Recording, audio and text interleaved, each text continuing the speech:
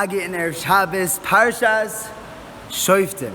Look at this week's Parsha. It talks all about war, right? It starts off, it's talking about the Ishes Fast Toyar. It talks about who's exempt from war. The first question is that there's a sugya in this Parsha that doesn't have anything to do with anything else. Seemingly. The Egla Arufa. The guy dies in the middle of nowhere. You don't know who it is. You get the biggest dignitaries, the busiest people, the very Sanhedrin. They come out and they have to figure out which city is this guy's from, who's responsible for him lying on the street. What does that have to do with war? Number one. Number two, Pinchas gets a shout out in the sixth parsha. Why? The Kehanim get three things, and each matana, each one of the three matnas kahuna, is because of something that Pinchas did. Israel, Chaim, and Nekeva are all connected to Pinchas' actions. The question is, what's the deeper connection between those gifts and Pinchas? Why are we connecting that, Davka? And we also need to understand, why does someone who's building a house, who's getting married, get off from war? We wouldn't even get off jury duty for that. What's the shot that they don't have to go to war? Someone who's scared, the Seder, you're going to get in the way of the battle. People are going to chicken out all around you. But just because you bought a house, Mahakesh. The answer is as follows. There's one answer, it ties in the whole thing, and it's beautiful. It's as follows. Pinchas went to go kill Cosby and Zimri, the Kanois of Pinchas. But he stopped in the middle. The Lechayayim that we give to the Kohen is connected the speech that Pinchas did. What did he say? He stopped and davened before he continued to actually do his Kanoim Poigambai. There's a tefillah involved in that micro war which he did against Cosby and Zimri. When we go out to war, we're going to take away lives. And you have to know. The Rebbe tells us you have to know, you have to understand that that's not what we're about. If there's a person who is in the process of building, he's building a house, he's building a home, he's building a marriage, a vineyard for Pete's sakes, you can't be involved in this. It's one or the other. Because war is keneged really what we're doing. And that's why Pinchas went and he threw in a tefillah. Egla Rufa is put right in the middle of all the sugyas of Milchama. Because Milchama is taking away life. Amidst this discussion, we have to understand the value of life. This guy who died on the street is not all that important. No one came to look for him. He was just found dead on the street. But we have to know that he's priceless. And that's why the most important people are going to have to go come and tutzuch over this yid. That is the lesson that we're learning from here to the other sugyas of Milchama that we're talking about in the sixth parsha. May we be zeich to understand the value of every single person we see, and see the Ruach Elikim, the Neshama, and each person, their potential. And if we were to see everyone like that, and see the Chaim in each person, then that would encourage each and every one of us. We would intrinsically encourage each other to fulfill our potential, to live our life to the fullest. If you want to know what people would do for a life, everyone knows that people sometimes are desperate to have children. There's a Maisa with Rebbe Yosef Greenwald, the Pupa Rebbe. He came over from Europe and he started building institution after institution, koilelim and communities and children. And he was once at a tea meeting, a tea parlor, with the wealthiest of the wealthy to build a new cheder. And he went around the room and he asked everyone, how much are you going to give? How much are you going to give? And minimum was $1,000. He comes up to one Talmud and he says, Yaakov, what are you giving? And Yaakov says, $36. You could hear a pin drop.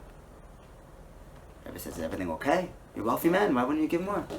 Rebbe Yaakov says, Rebbe, I know this is a little selfish, but I have 5 girls. What am I going to do with a cheder, a boys' school? Rebbe looks at him and he says, within a year you're going to have a shot. You're going to have a boy. You ready to donate? He's like, shit. He pulls out his checkbook and writes out $10,000. Beautiful. Kachava. Within the year, the Rebbe was a sonic at the bris. Wow. Everyone heard this. Now the Pupa Rebbe went from being a Rebbe to becoming a Baal Moifis, and everyone wanted his brachas. Whatever anyone needed. You need a Yeshua, go to the Rebbe. One person who heard it was Rebbe Yaakov's brother, Chaim. Chaim didn't even have 5 girls. He didn't have any children, and he was desperate for children. He heard about this. He ran into the Rebbe's office, and he said, Rebbe, I need a child. He said, I'm not a vending machine. You can't push A4 to have a child, G7 to have a shidduch. It's not how it works. He said, I can give you a bracha, I can give you a bracha. He said, Rebbe, I heard what you did for my brother. I'll write out any check you want. I said, no. That's not how it works. I'm sorry. That was an ace rutzen. I needed something. There was the community needed something, and he stood up for it.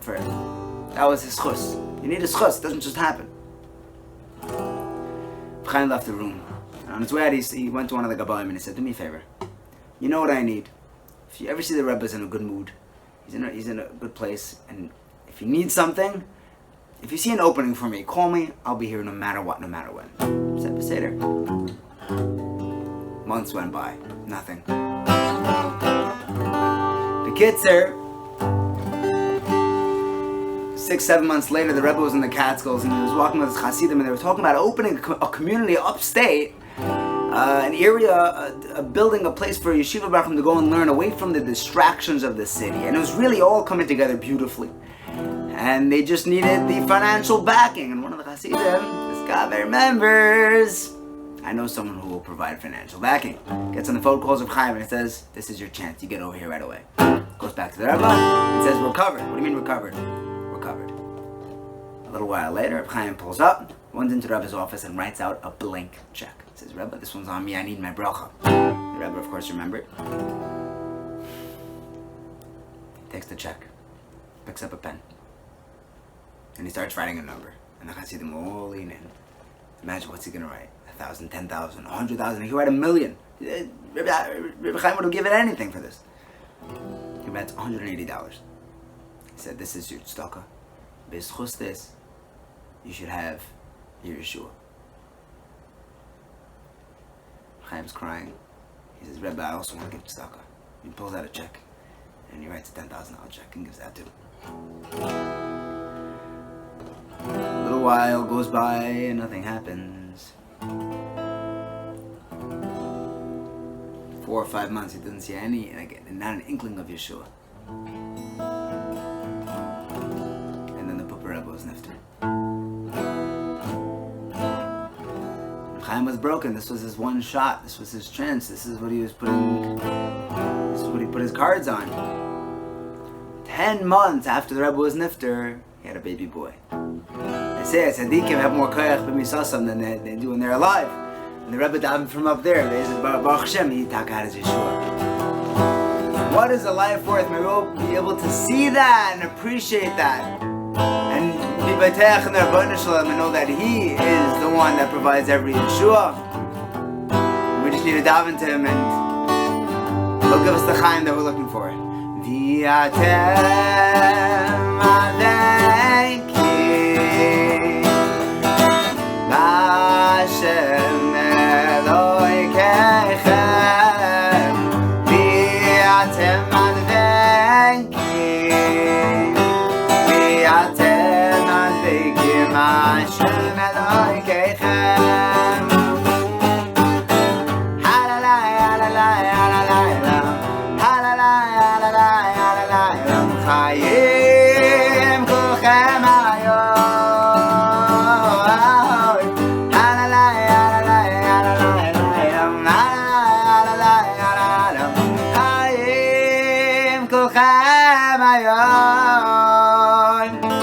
Kulchem hayon